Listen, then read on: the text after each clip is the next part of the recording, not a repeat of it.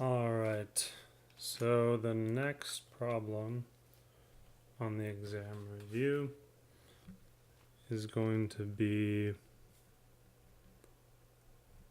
the integral from negative infinity to infinity and of 31 times e to the minus z minus the natural log of pi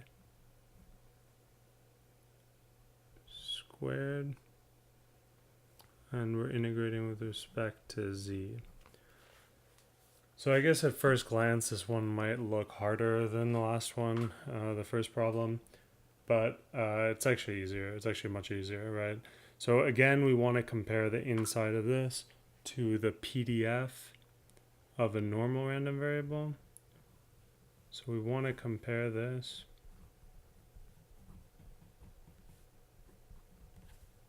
to the probability density function of a normal random variable. And again, for a normal random variable x with mean mu and standard deviation sigma, we have that the probability density function, little f of x, this is equal to 1 over sigma times the square root of 2 pi times e to the minus x minus mu squared over 2 sigma squared. Right. So how does this compare to this, the PDF for just a general normal random variable? It's very close, right? We need to deal with this constant here. It's not the same as this.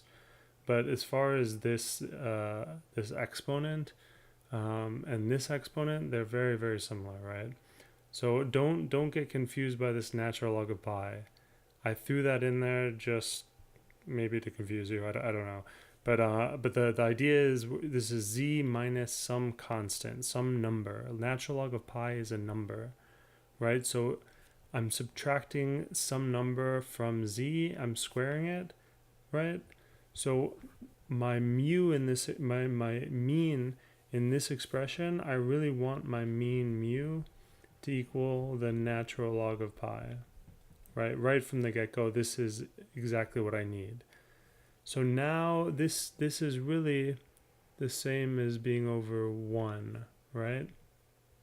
So I want 1, I want this denominator to equal the denominator and the exponent here. So I really want 1 to equal 2 sigma squared. So what does that mean? That means that sigma squared is equal to 1/2. And I take the square root of both sides, and I get that sigma is equal to 1 over the square root of 2. So now knowing that, what do I need? So I need, right, I need to add this constant. Instead of this 31, we can pull this 31 out of here. That's no problem. But we need to add, cleverly add this constant. So in our case, what is this constant? So we know that sigma is this. So in our case, 1 over sigma times the square root of 2 pi. This is going to equal 1 over, now sigma is 1 over the square root of 2. And then times the square root of 2 pi. Right? So this is equal to, we can combine these in the bottoms. This is 1 over the square root of 2 pi over the square root of 2. And you have to make sure that this line here is bigger than this one here, right? It does make a difference. Now I'm taking the square root of a number over the square root of another number. That just equals 1 over now the square root of 2 pi over 2. These 2's will cancel. So what do I have left? 1 over the square root of pi. So I need to add this term. What is this term? This term is exactly 1 over the square root of pi, right?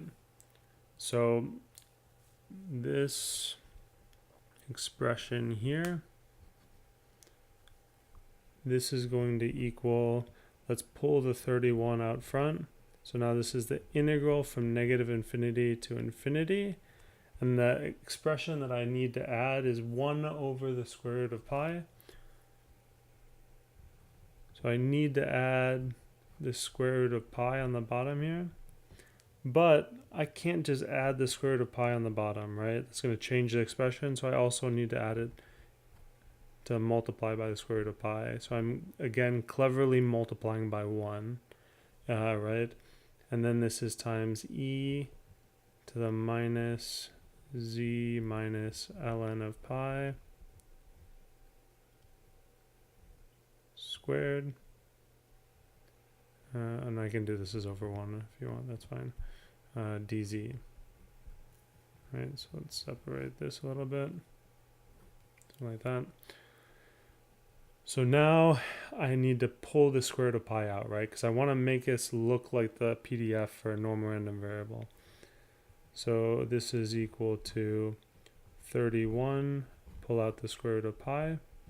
Then this is the integral from negative infinity to infinity of 1 over the square root of pi times e to the minus z minus the natural log of pi squared dz. So now this expression here, by construction again, is exactly the probability density function of what? Of a normal random variable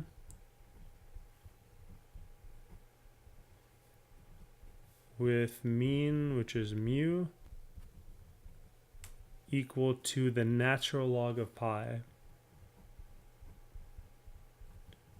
and sigma equal to 1 over the square root of 2.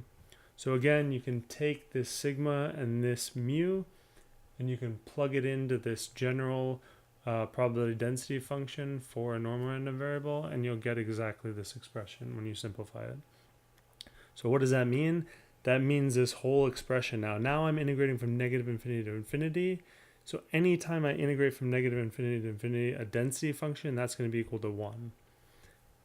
So this is going to be equal to 31 times the square root of pi times 1. So our answer is just 31 times the square root of pi.